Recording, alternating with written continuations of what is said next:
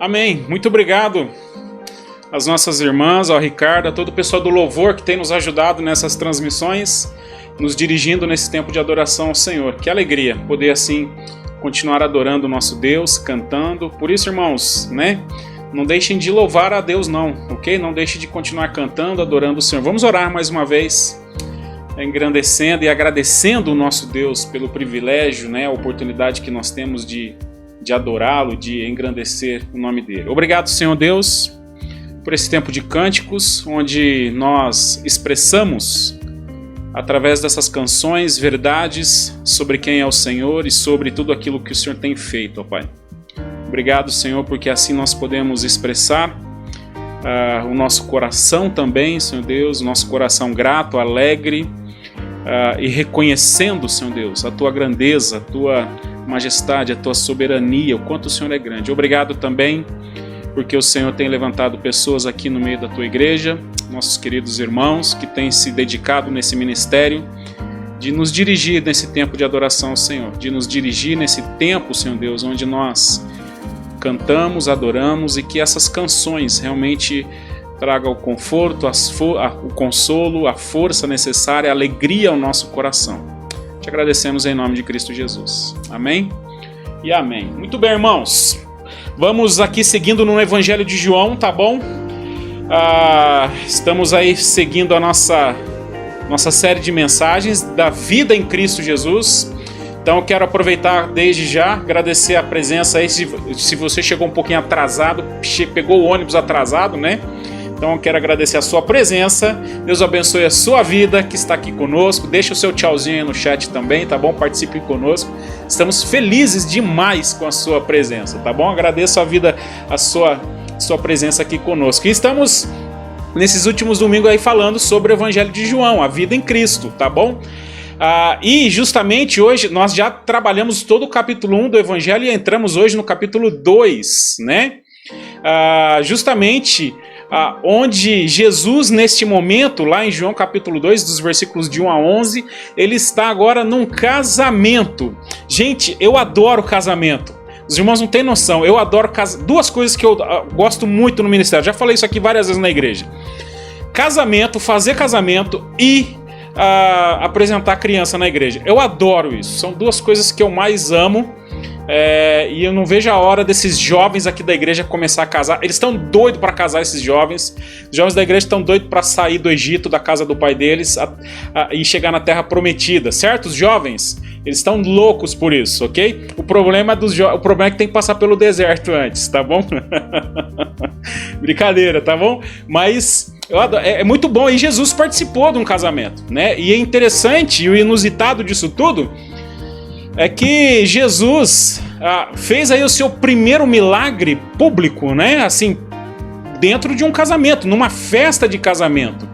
E é isso que nós vamos observar. Mas existe aqui nesse contexto do Evangelho, dessa história, uma profundidade teológica muito interessante e muito importante para nós, que é justamente relacionado à nossa visão de Cristo Jesus. Existe um momento na vida de todo crente, claro que ele começa no seu novo nascimento em Cristo Jesus, ele amadurece, e essa caminhada com Cristo Jesus vai, graças a Deus, nos ajudando a mudar a nossa visão, a nossa perspectiva de quem é Cristo Jesus do início da nossa fé. E eu vou explicar isso por quê. A nossa fé vai amadurecendo, nossos sentimentos por Cristo, inclusive, eles vão mudando, ok? Aquele primeiro momento de impacto, de salvação, se passa, e nossa fé agora começa a ser sedimentada, amadurecer, fortalecer. A vida com Cristo, ela nunca é uma constante de primeiro amor. Ela nunca é cheia de euforia como do primeiro amor. Um fogo, a disposição. Nós somos justamente, inclusive chamados biblicamente, né? E muitas vezes o texto que se utiliza, né, de algumas pessoas, olha, aí eu quero voltar ao primeiro amor, com base lá em Apocalipse capítulo 2, versículo 4, onde existe uma exortação à igreja de Éfeso, ok? Que justamente se refere a um pecado que o povo deixou, né, aquilo que se cegar por outras coisas, e que justamente em algum momento ali eles perderam esse zelo pelo Senhor. Mas aqui muitas vezes, mas não é uma oração, não é um pedido que nós devemos fazer para voltar ao início da nossa fé. A propósito, Spurgeon dizia que devido à nossa fragilidade espiritual do início da nossa caminhada cristã, somos bebês e sujeitos, né, a todo tipo de vento de doutrina, a desvio doutrinário, a desmotivar na fé, e parece que naquele exato momento da conversão aquilo nos é dado para justamente fortalecer e começar essa caminhada com Cristo. Mas essa caminhada, ela não é com base justamente nessa empolgação cheio de euforia. De jeito nenhum. Geralmente essa reivindicação de voltar ao primeiro amor se relaciona a uma questão de se arrepender dos seus pecados, ser mais disciplinado, voltar a ler a Bíblia, conviver, voltar ao convívio da igreja. Eu fico impressionado porque alguns crentes já maduros, eu quero voltar ao primeiro amor. Eu queria voltar ao princípio de tudo. Tem até a música, né? Eu quero voltar ao princípio de tudo, ok? Jesus não manda ter esse saudosismo espiritual. Se nós estamos vivendo debaixo de um saudosismo espiritual, algo está errado no momento atual. Significa que eu estou não disciplinado como deveria ser a minha vida cristã, de leitura bíblica, de oração, de frequência no culto, e eu não preciso de um primeiro amor para ter isso. Ok? Isso alcançado com a maturidade cristã, com a nossa vida cristã. Uma vida cristã jamais ela pode ser baseada num saudosismo de fé. A Bíblia manda a gente olhar para a cruz, olhar para diante, olhar para aquilo que está diante de nós. A vida do crente continua caminhando e não fica olhando para trás. Olha para trás, olha para a vida para ver o que está errado e consertar e continuar andando, certo, irmãos? Por isso também muda a nossa visão de quem é Cristo Jesus. Muda, por exemplo, e aqui muda aquilo que nós achamos e pensamos de Cristo no início da nossa conversão, e ao longo da nossa caminhada com Ele, nós vamos tendo que alterar isso como maturidade na nossa fé. E eu vou explicar isso por quê. Eu vou dar um exemplo para a gente entender um pouco melhor isso. Pais, por mais que possamos dizer que não existe um momento na criação dos filhos, é que somos forçados, por exemplo, a mudar a nossa relação com eles. Existe um momento na relação com os nossos filhos que os pais são forçados, né, a ver os seus filhos como adultos. Não é isso que acontece? Você, papai de uma criança, de um bebê, vai chegar um momento em que você agora vai ser forçado a mudar a sua visão em relação ao seu filho. Porque isso se torna quase que ridículo, você continuar vendo o seu filho marmanjo como alguém, um bebezinho. Não é assim que muitas vezes ocorre? A gente é forçado a isso. É claro que isso não é fácil. É claro que isso é desesperador na cabeça e no coração de um pai, de uma mãe, de ver os seus filhos crescendo. Mas isso faz parte da nossa vida, da nossa experiência, e somos forçados a mudar isso. Aquela criança que antes dependia de mim já não depende mais, e isso me causa uma angústia muitas vezes. Eu sou forçado a mudar isso. Eu sou forçado a ver meus filhos agora não mais como um bebê, mas como um adulto.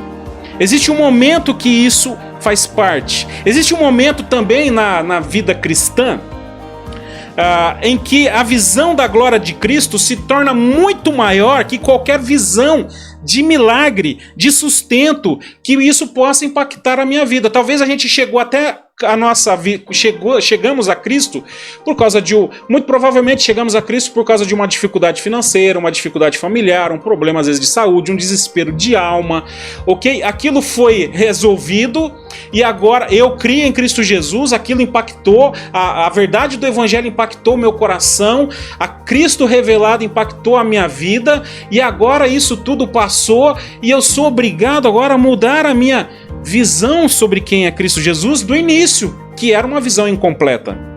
Existe um momento na vida cristã que a minha visão de Jesus muda porque a minha fé amadurece. vemos a glória do seu ministério, a sua vida na cruz. A sua obra na cruz, ela se torna mais gloriosa, mais importante do que qualquer outra coisa que Jesus possa nos dar e nos oferecer. Existe um momento na vida cristã que o suficiente para mim é a obra de Cristo na cruz, e não aquilo que ele me oferece e me deu no início da minha fé cristã.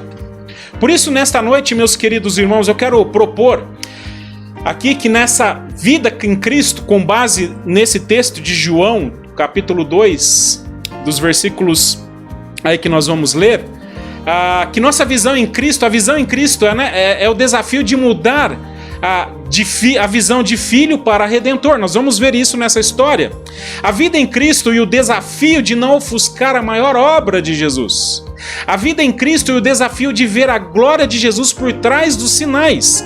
E isso começa dentro desse casamento de João capítulo 2, versículos de 1 a 5, onde nós vamos observar aqui que é apresentado essa personagem, Maria, muito importante na vida de Cristo Jesus, e que agora ela é exortada por Cristo Jesus a mudar a sua visão sobre o seu filho. E aqui é o grande problema e desafio. 3 dias depois houve uma festa de casamento no povoado de Caná da Galileia. A mãe de Jesus estava ali e Jesus e seus discípulos também foram convidados para a celebração. Durante a festa o vinho acabou e a mãe de Jesus lhe disse: eles não têm mais vinho. E aí nós temos um problema agora. Mulher, responde Jesus, isso não me diz respeito, respondeu Jesus. Minha hora ainda não chegou. Sua mãe, porém, disse aos empregados: façam tudo o que ele mandar.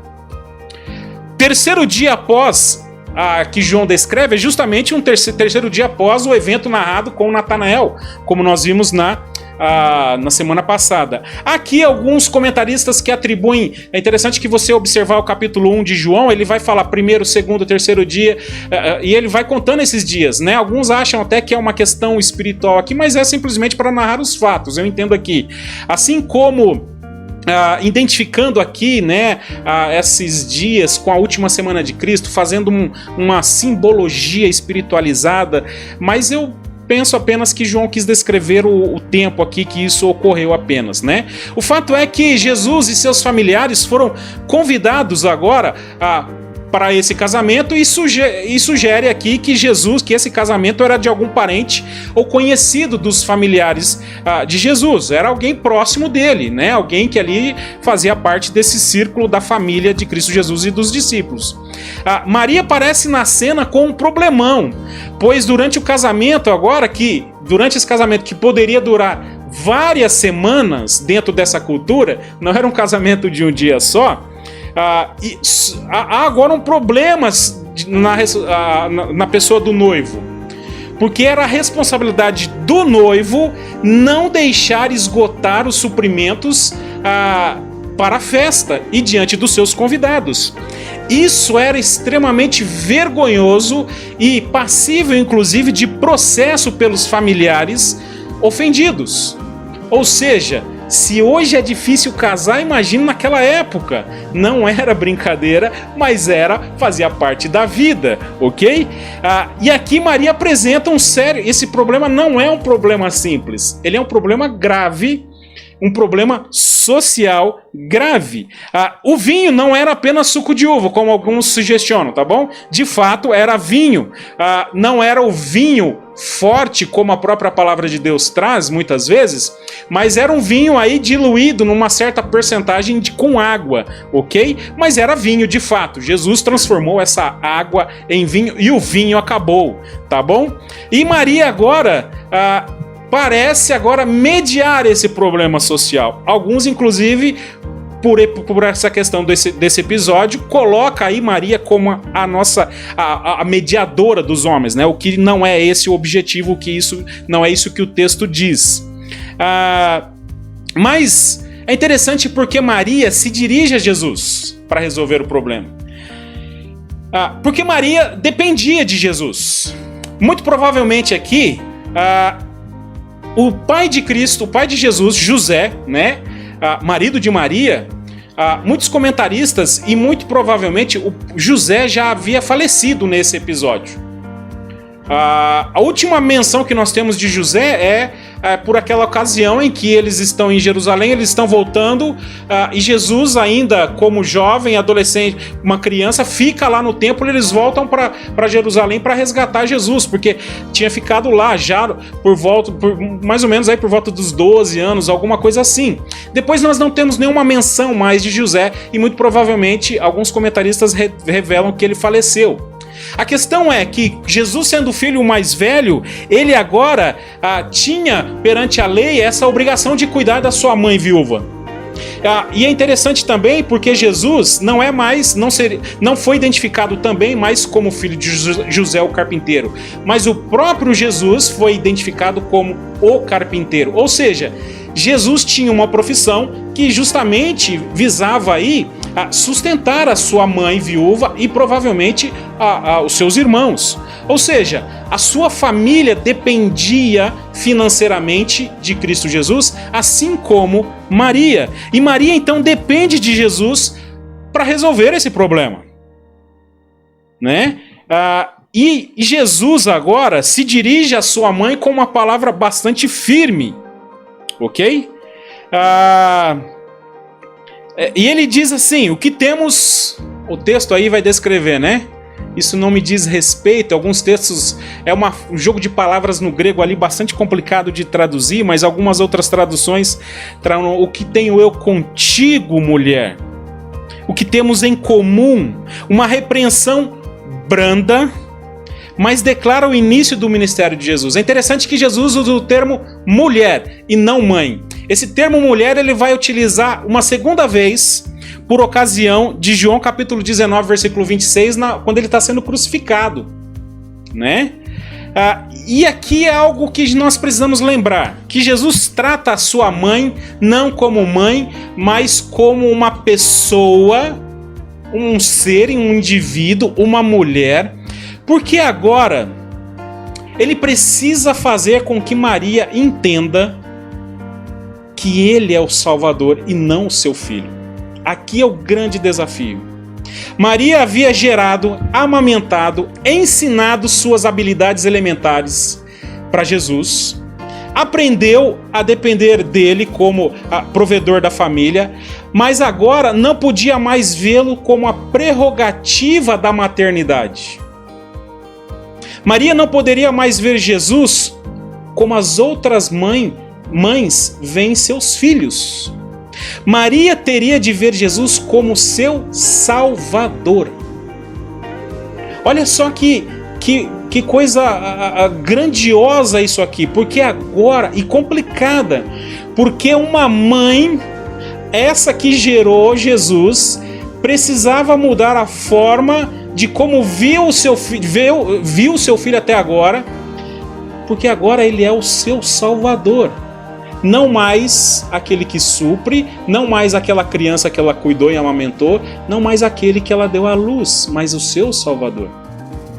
Sabe aquela velha história, né, para a mãe que muitas vezes tem o seu filho grandão, marmanjão, e ela fala assim, né? Ele é sempre meu bebê. Tem algumas mães na igreja aqui, assim, vocês sabem, né?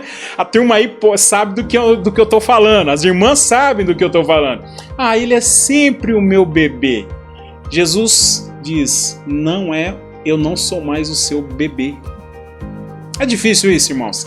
Extremamente difícil. Extremamente complicado isso. Maria teria de ver Jesus como seu Salvador. Não seria a condição de salvação o fato dela ser a mãe do Salvador, mas a fé no Salvador. E é isso que Jesus quer mostrar para Maria. Parece que Maria foi a primeira pessoa, né? Claro que a gente já viu os outros discípulos na semana passada, mas Jesus agora, dentro desse contexto de casamento, reserva um tempinho para lidar com a sua família, para evangelizar a sua própria família, para falar dele mesmo para a sua própria família. Agora, é extremamente difícil a gente testemunhar para a família, não é verdade? É difícil a gente falar de Jesus para a família. Porque existe um contexto de emoção, de sentimento muito arraigado, é muito difícil isso. Mas o Senhor Jesus quer mostrar isso para sua mãe. Maria teria de trocar os seus sentimentos maternos pela fé em Cristo como um Salvador. Maria teria de ver Jesus como o Messias prometido, o Cordeiro de Deus que tira o pecado do mundo, não mais como seu filho. Maria aborda Jesus como sua mãe e é repreendida, mas responde com fé e é honrada. Porque no texto final ela diz: façam tudo o que ele ordenar. Olha que fantástico isso. Ela não sabia o que ele faria, mas ela entrega o problema a ele e confia nele. Essa lição não é fácil. Essa lição é extremamente difícil. Mas mesmo assim, Maria reconhece, através da sua fé, quem estava na sua frente. Mesmo com uma palavra mais dura de Cristo Jesus.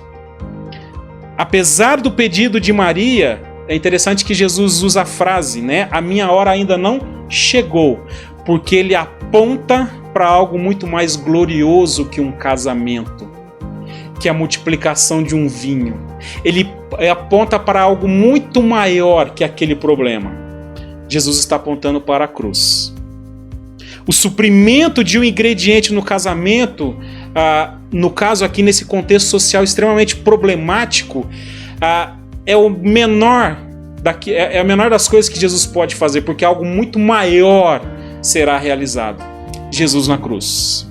Maria reconhece isso quando fala para os empregados: façam tudo o que ele disser. Irmãos, esse testemunho de apresentação, de fé aqui, e de conversão, e de testemunho da própria, é fantástico, porque agora essa visão materna de Cristo Jesus precisa ser mudada para agora ter a visão de um Salvador. É assim a nossa vida cristã. Quando nós crescemos, chegamos a Cristo, temos uma visão de quem é Cristo, e ao longo da nossa caminhada cristã isso vai mudando, porque existe algo muito maior apontando, que é a cruz de Cristo Jesus. Os nossos problemas resolvidos, os milagres que Jesus pode fazer em nossa vida, e que fez em nossa vida, as situações resolvidas, são apenas luzes pequenas apontando para algo muito mais glorioso que é a cruz de Cristo Jesus. Um casamento é um momento glorioso para o noivo e para a noiva. Tem muitos aí que querem casar, né? E eu brinquei aí no início da mensagem. E vão casar, se Deus quiser, ok? Tem alguns que querem casar, mas ainda tem que andar um pouco no deserto ainda. Mas vai casar, se Deus quiser. Mas o seu casamento não pode ser mais, o noivo e a noiva não poderão ser mais gloriosos que Cristo Jesus. A propósito, só fazendo um parênteses aqui, tem muito casamento que eu acho que nós teríamos que ter vergonha de convidar Jesus, não é verdade? Porque o casamento, Jesus está na cerimônia, mas ele não participa da festa, porque a festa é uma vergonha. É só uma dica aí para os jovens, para aqueles que estão, né, pessoal que vai casar, cuidado. Jesus participa da cerimônia e da festa também. Você tem coragem de chamar Jesus para sua festa de casamento? Algumas festas de casamento de crente, Jesus nem passaria perto. Ok? Porque a própria glória é demais e Jesus fica ofuscado. Deu para entender, meus queridos irmãos? Os sentimentos, aquilo que Jesus fez, não pode ofuscar a glória maior que é a cruz de Cristo Jesus. Aquilo que o Senhor Jesus fez na nossa vida, para que agora nós achegássemos a Ele, são apenas pequenos passos, luzes pequenas para algo que aponta, algo muito maior que a ser apontado, que é a cruz de Cristo. E Maria percebeu isso. Maria percebeu isso. Existe um momento na nossa vida que nós vamos mudar a nossa visão de quem é Cristo Jesus. E aqui é um grande despertar para isso, porque existem muitos evangélicos e evangelhos que apenas apontam para as questões periféricas de Cristo Jesus, oferecendo uma graça barata. Só aquilo que Jesus pode dar, mas não a cruz de Cristo Jesus. Por isso, segundo ponto, a vida em Cristo e o desafio de não ofuscar a maior obra de Cristo Jesus. Olha só, nos versículos de 6 a 10, tem ali, havia ali perto 6 potes de pedra usados na purificação cerimonial judaica. Cada um tinha capacidade entre 80 e 120 litros. Jesus disse aos empregados: encham os potes com água. E quando os potes estavam cheios, disse: agora tirem um pouco e levem ao mestre de cerimônias. Os empregados seguiram suas instruções. O mestre de cerimônias provou a água transformada em vinho sem conhecer sua procedência, embora os empregados obviamente soubessem. Então chamou o noivo. O anfitrião sempre serve o melhor vinho primeiro, disse ele. Depois, quando todos já beberam bastante, serve o vinho de menor qualidade. Mas você guardou o melhor vinho até agora? Aqui nós precisamos lembrar que essa água armazenada em potes de pedra, porque pedras é a pedra mais impermeável, né, que alguns jarros de barro. Alguns inclusive atribuem, né, que esses vasos utilizados para a purificação, purificação religiosa, o cerimonial religioso, né, é um substitutivo aqui da velha ordem de purificação, né, para algo muito melhor. Pode até ser, e aí há uma espiritualização nessa interpretação, ok? Mas alguns atribuem a isso também. A própria quantidade de água, a quantidade de vinho, né? Alguns atribuem uma certa espiritualização em relação a isso pela abundância do suprimento de Cristo Jesus e por aí vai, ok? Não tem problema, pode ser isso também, mas o fato é que aqui a cerimônia, né? O mestre de cerimônia pergunta ao noivo. É interessante porque o pessoal tomava o vinho, estava satisfeito, o bom vinho no início, e aí parece que quando o pessoal já estava mais, né, meio zuretinho assim, dava um vinho mais de baixa qualidade. Afinal de contas é aquela coisa de fim de festa, ok?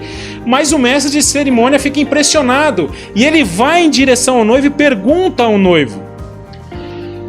Algo peculiar nesse milagre de Jesus aqui, é algo bastante peculiar, é que esse milagre é tido como público, mas ele foi visto apenas pelos empregados. Nem o mestre de cerimônia sabia que Jesus tinha feito, por isso ele perguntou para o noivo. E nem o noivo sabia. As pessoas provavelmente souberam do milagre, mas não presenciaram o milagre. Somente os servos que ofereceram. Igualmente o superior do noivo, apesar de ter atribuído ao noivo esse vinho. Olha só que legal. Cristo é extremamente... Aqui a gente olha para esse detalhe e que e essa pergunta do mestre, olha, você guarda o melhor para o final? E aqui eu quero fazer uma analogia para aquilo que ainda haveria de acontecer e o que o Senhor Jesus disse para Maria. Minha hora ainda não é chegada. Sabe por quê? Porque a obra mais gloriosa de Cristo Jesus ainda estava por vir neste momento. As pessoas estavam impressionadas, o mestre de cerimônia estava impressionado com a qualidade do vinho, com a quantidade de vinho, com aquele milagre que ocorreu. As pessoas poderiam ficar assim extasiadas com aquilo que acabara de acontecer. Mas existe ainda algo muito maior que ocorreria: a cruz de Cristo. Água em vinho, expulsar demônios, curar pessoas é fantástico, mas glorioso mesmo é aquilo que Jesus está deixando para o final do seu ministério: a cruz. Isso é glorioso. Isso é glorioso. Temos de tomar cuidado na forma que apresentamos Jesus Cristo, porque apresentamos Jesus muitas vezes pela forma periférica. Pequenas lanterninhas, coisinhas, que apenas apresentam uma parte boa, mas não é a parte gloriosa de Cristo Jesus. Sabe qual é a parte gloriosa de Cristo Jesus? A cruz. Tá aqui em cima, aqui, ó. Essa é a parte gloriosa. E às vezes nós ficamos na nossa questão cristológica nas partes periféricas. Outros, inclusive, levam a glória que é devida a Cristo. O próprio noivo aqui foi elogiado, mas o noivo não tem nada a ver com isso. O noivo, ele foi um péssimo noivo aqui, porque ele não se preparou direito para a festa. Ele tinha que ter levado uma bronca, porque se ele está oferecendo uma festa de casamento, ele tinha que prever os suprimentos para essa festa. Por isso, você que está pensando em casar aí, pensa bem. Tem uns aqui dizendo amém no nosso chat, tá bom? É claro que hoje em dia tem festa que é um negócio de maluco, né? Festa de milionário, né? Mas o noivo aqui ia passar vergonha. Mas ele é elogiado. Rouba a glória que era de Cristo Jesus. A glória de Cristo Jesus. A glória de Cristo Jesus porque salvou ele e vai salvar ainda na cruz de Cristo. E existem pessoas no meio evangélico que se aproveitam da glória do Senhor, trazendo para si glória que era devida a Cristo Jesus. Eis o cuidado que nós devemos ter. Jesus está apontando para algo muito maior. Jesus deixa para o final. Jesus deixa sempre para o final o melhor da festa. O melhor da festa, aqui entre aspas, tá bom? Que não foi uma festa.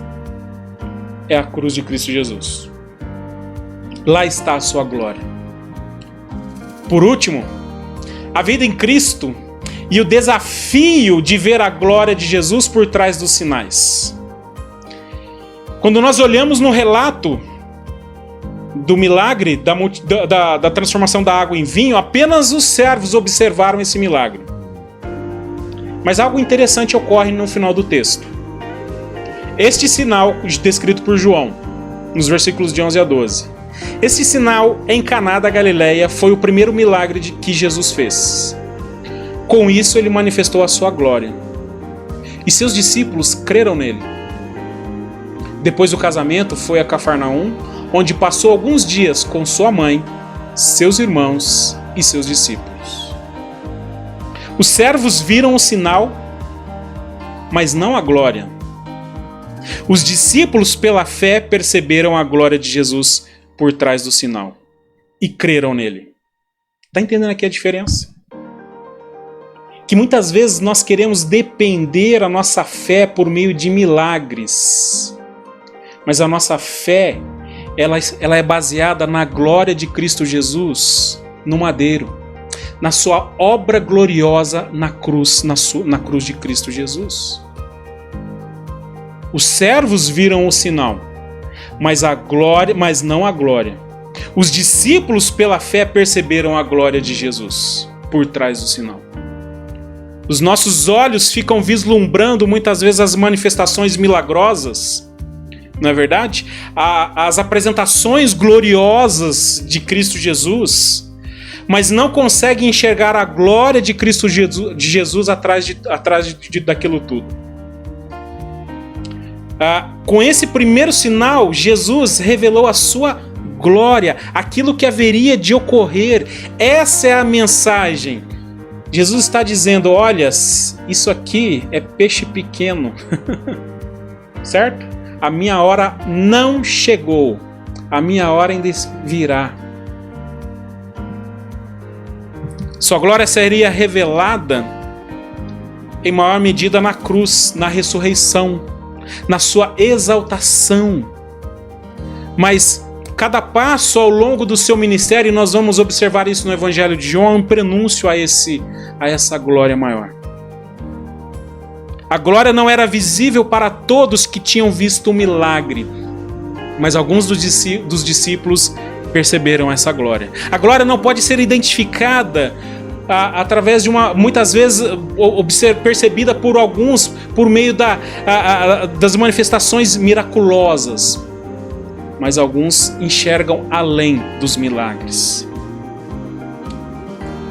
Aqui é interessante e importante, meus queridos irmãos, que nós vivemos muitas vezes essa fé com base de milagre, Não é verdade? E mais que nunca, eu não estou falando que não seja importante os milagres. Jesus fez milagres, ok?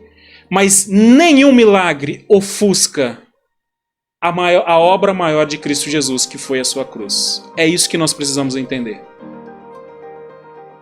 Nenhum milagre que Jesus possa fazer na nossa vida, nada de grandioso que nós possamos fazer para apresentar Jesus, que seja, olha, um espetáculo, nada pode ofuscar a obra mais importante de Jesus, que foi a sua cruz. E isso deveria nos ajudar a nortear muitas vezes a nossa forma de evangelismo, a nossa forma de falar de Jesus Cristo, a nossa forma de apresentar Cristo Jesus, a nossa forma de ver Jesus Cristo, de olhar para Cristo Jesus. Queridos, muito de nós patinamos na nossa vida cristã, não caminhamos, não amadurecemos porque queremos apenas e estamos apenas vislumbrados pelos milagres de Jesus. Mas Jesus quer que você enxergue algo maior, a sua glória, a obra gloriosa da cruz de Cristo Jesus. Lá está o grande trabalho, o grande ministério do Senhor. Que o Senhor assim nos ajude. Que o Senhor assim, através dessa palavra, nos ajude e nos dê o consolo em nome de Cristo Jesus. Porque a gente fica buscando, tentando enxergar agora várias outras fontes de luzes, mas é a cruz de Cristo. Que o Senhor assim o ajude em nome de Cristo Jesus. Porque, irmãos, os servos viram o sinal, mas não a glória. Os discípulos, pela fé, perceberam a glória de Jesus por trás do sinal. E eles creram nele. Que a nossa visão em Cristo, então, possa sim mudar a visão de um filho como de fosse um filho para Redentor. Assim como ocorreu na vida de Maria. Que a vida em Cristo e o desafio de não ofuscar a obra maior de Jesus possa fazer parte. Milagres são importantes, mas não determinam a nossa fé. É a cruz de Cristo. Que a vida em Cristo agora e o desafio de ver a glória de Jesus por trás desses sinais. Que o Senhor te ajude. Com tudo isso, manter a sua fé firme, crescendo naquilo que Deus mandou a gente crescer, em nome de Jesus. Que isso seja o suficiente para trazer alegria ao nosso coração, satisfação à nossa alma, que é a obra do Senhor Jesus na cruz. E olha quantas vezes eu falei 50 mil vezes aqui cruz nessa mensagem. Que essa obra seja o suficiente no meu e no seu coração, nesta semana que estamos começando, com todas as lutas e dificuldades, para nos trazer alegria, paz, satisfação. Porque as demais coisas serão acrescentadas. Amém? Baixe sua cabeça, feche seus olhos e nós vamos orar. Obrigado.